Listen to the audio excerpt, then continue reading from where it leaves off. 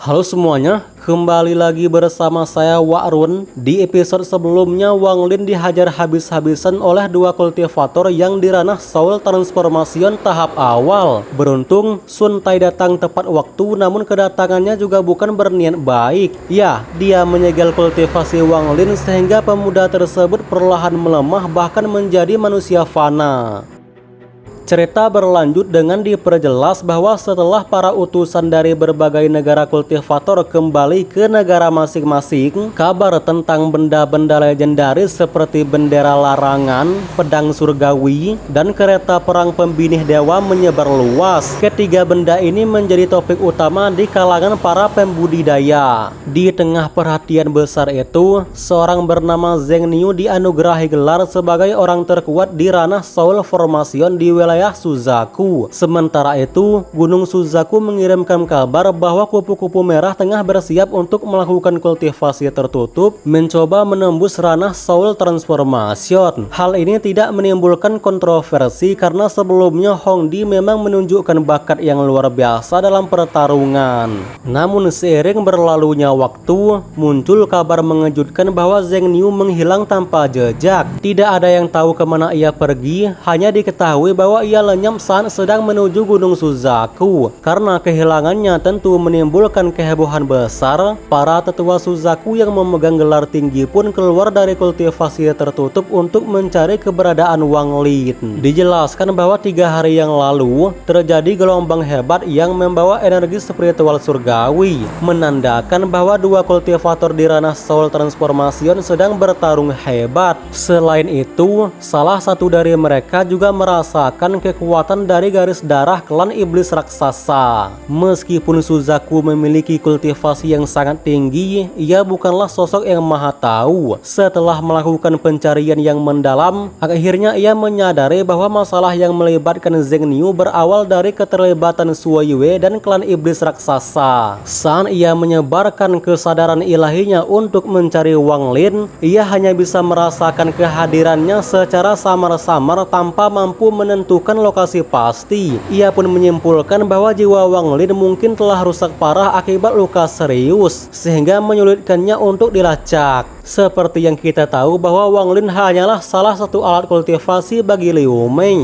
Ia penting namun bukan yang terpenting. Oleh karena itu, ia memberikan perintah kepada Liu Mei untuk pergi ke ujung utara benua Suzaku yang merupakan tempat di mana Wang Lin diyakini berada. Sementara Liu Mei mulai pergi, Xin beralih dengan diperlihatkan seorang wanita misterius berpakaian merah. Tatapannya kosong seolah tak ada kehidupan yang tersisa pada dirinya. Dari belakang wanita itu muncul sosok Yan Fei. Dengan senyum jahat, ia menyentuh wajah Hongdi sebelum berkata bahwa sebenarnya ia tahu kalau Hongdi masih menyimpan akan sedikit jiwanya. 1 bulan kemudian, di sebuah desa di bagian utara benua Suzaku, diperlihatkan seorang pemuda yang duduk di atas pintu masuk desa. Wajahnya penuh luka parah yang membuatnya tampak mengerikan. Ia menatap jauh ke depan, namun pandangannya kosong, hanya menyimpan kesedihan yang mendalam. Tak lama, seorang gadis muda berusia sekitar 14 atau 15 tahun muncul diikuti oleh seekor asu di belakangnya. Dengan suara kasar, ia berkata ke Wang Lin bahwa ayahnya memanggil untuk makan malam. Wang Lin perlahan berdiri namun hampir terjatuh, membuat gadis itu tertawa sebelum berkata kasar lagi. Saat memandang ke desa, mata Wang Lin memancarkan kesedihan yang mendalam. Sesampainya di rumah, gadis itu duduk di sebelah Wang Lin dan berkata bahwa ia sudah membawa si bisu yang disuruh sang ayah. Namun ayahnya seketika marah dan menyuruh anaknya tersebut untuk memanggil pria itu dengan sebutan paman. Beberapa hari kemudian, tubuh Wang Lin mulai pulih dengan sendirinya dan hal itu membuat si pria terheran. Sebelumnya ia berpikir bahwa takdir akan mengambil nyawa Wang Lin, namun sepertinya keberuntungan masih berpihak. Meskipun demikian, Wang Lin tetap masih sangat lemah, bahkan dijelaskan bahwa jika saja manusia fana memukulnya, tubuhnya, maka Wang Lin akan tersungkur dalam satu pukulan.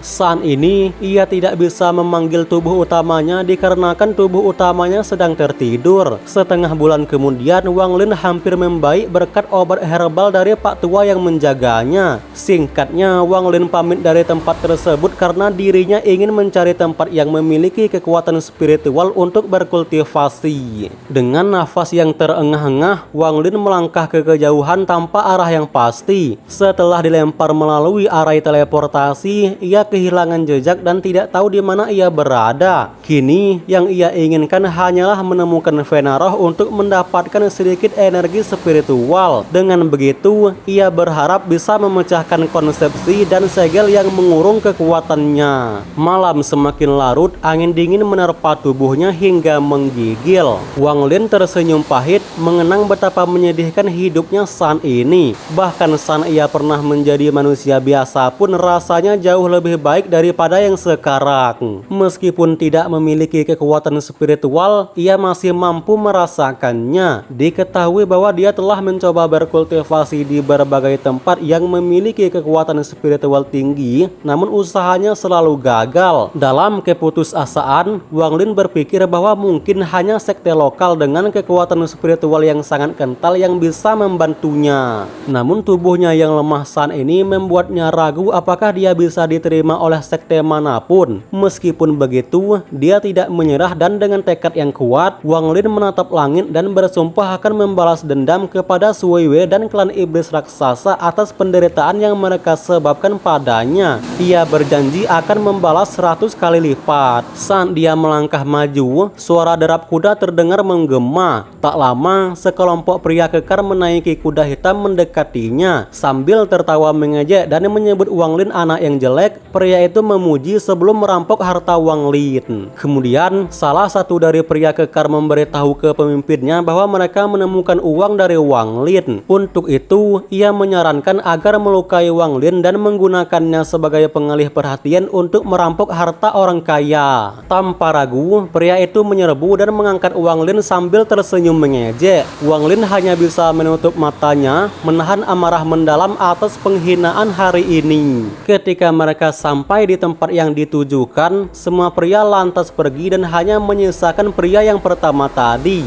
Sementara yang lain bersembunyi, pria itu menahan Wang Lin agar tetap di posisinya. Lalu, dengan perintah singkat, dia menyuruh seorang pemuda kurus bernama Enam Kecil untuk mengambil kudanya, menandakan bahwa rencana penyergapan akan segera dimulai. Segera setelahnya, hal yang paling mengerikan terjadi yang dimana pria itu menyiksa Wang Lin dengan kejam, mematahkan bahu dan kakinya hingga tubuh Wang Lin hancur dilanda rasa sakit yang luar biasa. Wang Lin menatap pria itu dengan penuh dendam dan berusaha mengingat wajahnya. Tak lama, pria tersebut mengendus lalu menghilang ke dalam semak-semak. 1 jam kemudian, suara kereta terdengar mendekat sebelum seseorang melihat Wang Lin dan berteriak kepada pemimpinnya bahwa dia menemukan mayat.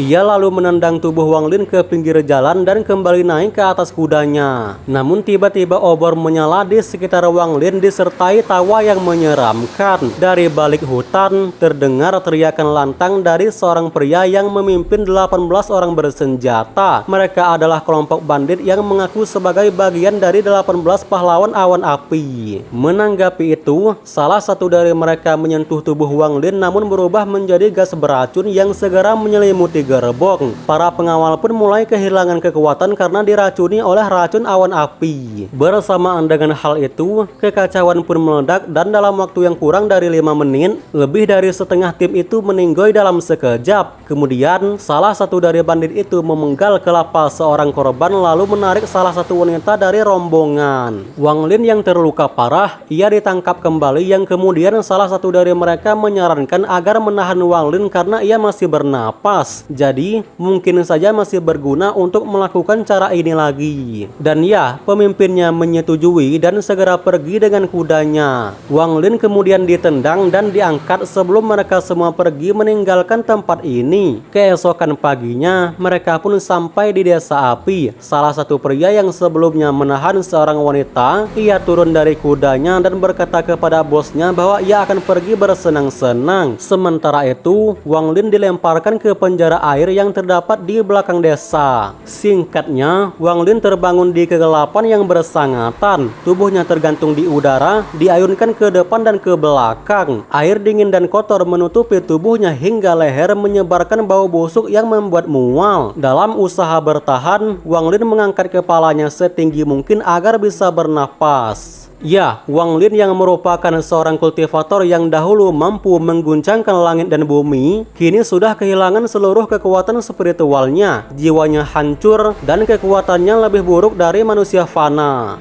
Saat itu, diperlihatkan Liu Mei yang terbang di atas desa awan api yang tentunya mencari keberadaan Wang Lin. Namun ia tak menyadari bahwa orang yang ia cari berada di desa tersebut, sehingga ia bahkan tidak menundukkan kepala untuk memperhatikannya. Sementara itu, Wang Lin yang tenggelam dalam renungannya, tiba-tiba perlahan matanya memancarkan cahaya yang lebih cerah. Ia menyadari bahwa kandang air tempat ia berada dipenuhi kekuatan spiritual yang sangat padat. Yang mengejutkan ialah energi itu bukan berasal dari gunung atau lain sebagainya, melainkan dari air itu sendiri. Nah, bagaimana Wang Lin akan memulihkan kekuatan spiritualnya? Patut kita tunggu.